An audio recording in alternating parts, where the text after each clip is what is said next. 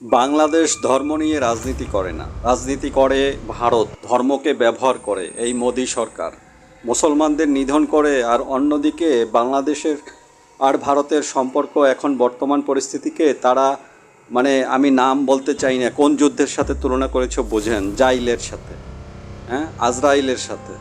এটা কখনো হয়?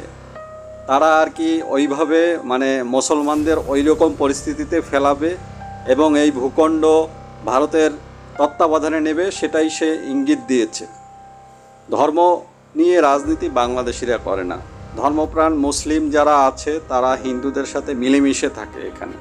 বাংলাদেশের হিন্দুরা কি এখন জবাব দেয় না যে এখানে তারা কেমন আছে? তারা কি দেখে না ভারতে মুসলমানদের কিভাবে অবস্থা করে?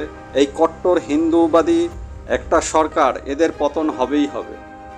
আল্লাহ এদের পতন করবেই, এবং এই পতনের জন্যই এরা এদের ডানা গজাইছে। উলি পোকার যেরকম ডানা গজায়, বাংলাদেশের এই অভ্যুত্থান সম্পর্কে কে না জানে। জাতিসংঘ, ইউরোপীয় ইউনিয়ন, যুক্তরাষ্ট্র, ইংল্যান্ড সবাই সমর্থন দিয়েছে যে গণতান্ত্রিক ধারায় ভোট হোক এবং সরকার নির্বাচিত হোক। সেখানে বিএনপি আসুক, আওয়ামী লীগ আসুক, তাতে ভারতের সমস্যা হয়েছে কেন? ইলিশ আগে দেশের মানুষ খাবে না, ভারতকে আগে দেবে? আম উপহার পাবে না, সেটা সমস্যা?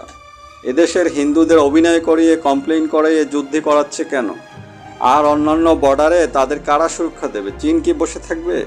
ভারত ভেঙে যাওয়ার সময় এসেছে, এবং সেটার উপলক্ষ হবে মোদি এবং এই প্রতিরক্ষা মন্ত্রী। এটা আপনারা নিশ্চিত থাকেন, ভারত ভেঙে যাচ্ছে এবং তারা এর জন্য দায়ী হবে এই ধর্মকে ব্যবহার করা একটি দেশ। মুসলিম ধর্মপ্রাণ দেশ বাংলাদেশ, তারা তো মুসলিম ধর্ম পালনই করবে, ইসলামিক মাইন্ডেড হবেই।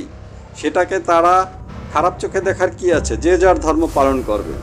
ইনশাল্লাহ ভারত ভেঙে যাবে।